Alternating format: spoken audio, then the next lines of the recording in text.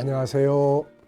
김성길 목사와 함께하는 사람 이야기 제2단원의 G7 과정입니다. 이 시간에는 전 시간에 이어서 3-2회가 되겠습니다. 3장에서는 생각하는 방법과 재료에 대해서 함께 나누게 되는데요. 그 중에서 먼저 다양한 생각법을 함께 하고 있습니다. 생각을 할 때에도 방법들이 있죠. 이렇게 생각하면 이런 결과를 만들고 저렇게 생각하면 저런 결과를 만듭니다. 그래서 생각하는 방법들이 참 중요한데요. 지금 페이지로는 50페이지인데요. 여기에서 생각하는 방법, 천재들의 생각법을 중심으로 정리를 했습니다. 자, 그래서 지난 시간에 전체적으로 보는 생각법, 주로 아인슈타인 같은 사람들이 생각하던 방법에 대해서 우리가 살펴봤습니다. 전체적 생각법이라는 것은 말 그대로 전체를 생각하는 방법입니다. 모순이 있다, 어떤 문제가 있다, 그러면 한쪽에 답이 있다는 생각이죠. 그래서 답을 찾아야 전체적으로 온전함을 이룰 수 있는 거죠. 1과 10이 있으면 그 사이에 2부터 9까지의 또 내용이 있다는 것입니다. 그래서 꼭 이것 가지고 막 싸울 게 아니라 조율을 하고 또 다른 방법을 찾아서 서로 조율하는 것이 이게 아주 중요한 거고, 머릿속에서 시작부터 끝까지를 다 이렇게 생각을 하고 정리를 해서 그 다음에 글로 쓰고 말로 표현하고 이런 것이 바로 전체적 생각법입니다. 책을 한 권 읽었으면 책 전체를 시작부터 끝까지를 쭉 생각해 볼 수 있는 생각법, 이런 것들이죠. 자, 이제 이 시간에는 3-2 두 번째 생각법인데요. 이것은 과거와 현실에 머무르지 않고 보이지 않는 또 다른 존재를 찾아가는 생각법이라고 합니다. 그러니까 과거와 현재에 머물러 있지 않고 이걸 싹 부정하고 또 다른 것을 찾아가는 생각법이죠. 대부분의 사람들은 변화를 싫어합니다. 변화를 견딜 수 없으면 상황이 바뀌는 것보다 차라리 현상 유지가 훨씬 매력적인 거죠. 여러 연구 결과에 따르면 어려운 심장 수술을 이겨낸 환자들 대부분이 생활 습관을 바꾸지 않으면 생명이 위험할 수 있다는 경고를 듣고도 수술 후에 그들의 생활 습관을 바꾸지 않는다는 거죠. 경제도 마찬가지라고 합니다. 경영자들이 싸워야 하는 가장 큰 어려움 중 하나가 직원들이 혁신과 새로운 업무 방식을 거부하는 것이라고 합니다. 갑작스럽게 변화가 일어나면 뇌는 저항을 합니다. 기본적으로 뇌는 현상 유지를 선호하죠. 학습된 것들을 뇌는 선호합니다. 정적인 사고에서 역동적인 사고로 바꾸고 싶다면 먼저 변하지 않는 뭔가를 추구하는 태도부터 버려야 합니다. 참 이게 중요한 생각법인데요.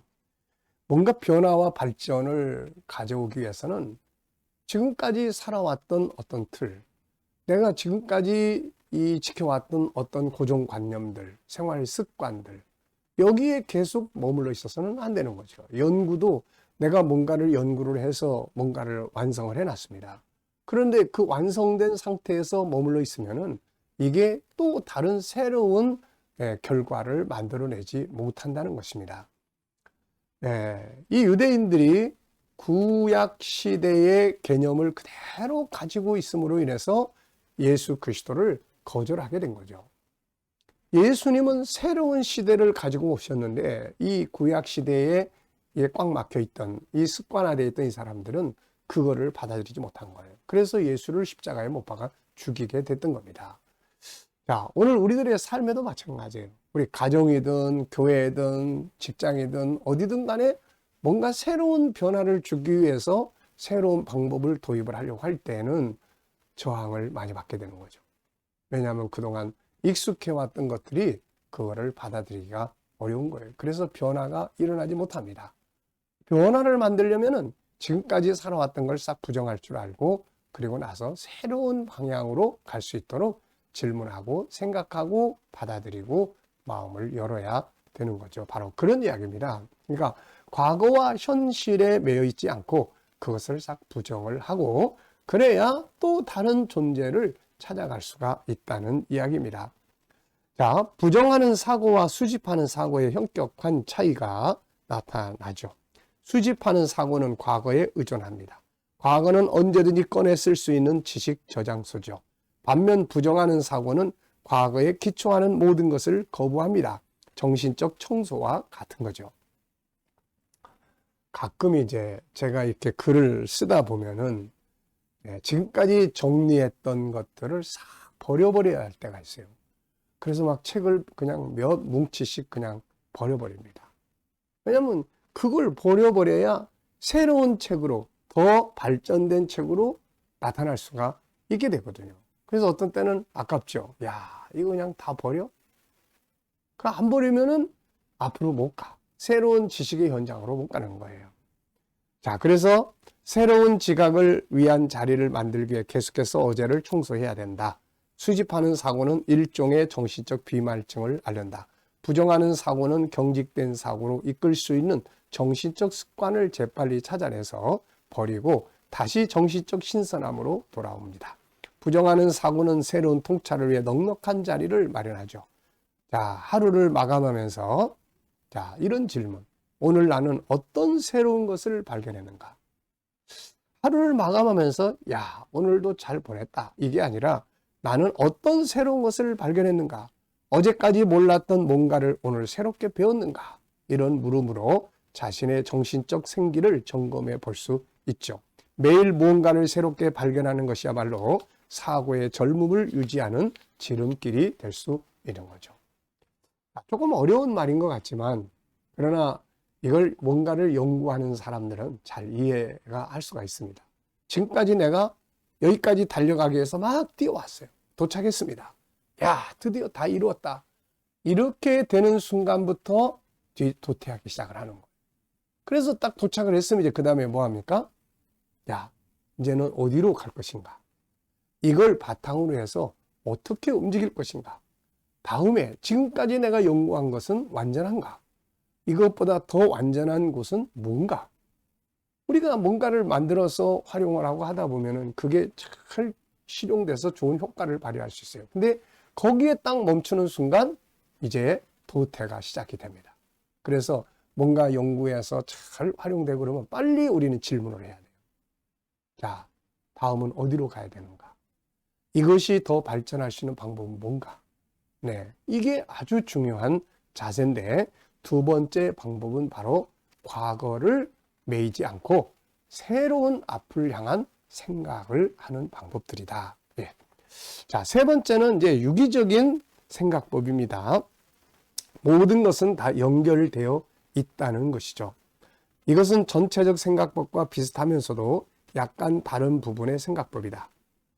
자, 맥클린톡이라는 사람의 유기체적 생각법을 여기에 소개를 했는데요. 관찰자의 왜곡을 막으려면 세상의 모든 시간을 내서라도 물질이 당신에게 하는 말을 끈기 있게 들어야 하고 물질의 말을 들을 수 있게 항상 열려 있어야 한다. 유기체는 총체적으로 기능하고 대화하므로 따로 떼어내서 한 부분만 분석해서는 유기체를 온전히 이해할 수 없다. 맥클린톡의 생각법은 보통 사람들의 생각법보다 친절하고 섬세하다. 우리 대부분은 식물이 그냥 제자리에 가만 서서 아무것도 하지 않는다고 보지만 맥클린톡은 식물이 생명체임을 잊지 않았다. 그녀는 식물의 민감성, 접촉에 대한 반응, 언뜻 봐서는 놓치기 쉬운 신호들을 감지했다. 실제로 식물들은 제한된 공간 안에서 놀랍도록 많이 움직인다. 그러니까 식물이 하나 있으면 그게 뿌리, 연결, 그래서 뭐 여기저기에 다 유기적으로 연결되어 있는 거예요. 사실 알고 보면 태양과도 연결이 되어 있고 또 옆에 이 바람과도 연결이 되어 있고 모든 게 다 유기적으로 옮겨져 있는 거, 연결되어 있는 거죠. 조르다노 브루노는 맥락의 생각법이라는 걸 이야기를 했는데요. 브루노는 자신의 기억수를 이용해 끊임없이 정신을 단련을 했습니다. 그는 평범한 기억력을 원시적인 기능으로 여겼고 기억수를 직립보행이나 읽기 능력에 비교할수록 인간적이고 정신적인 진보로 보았죠.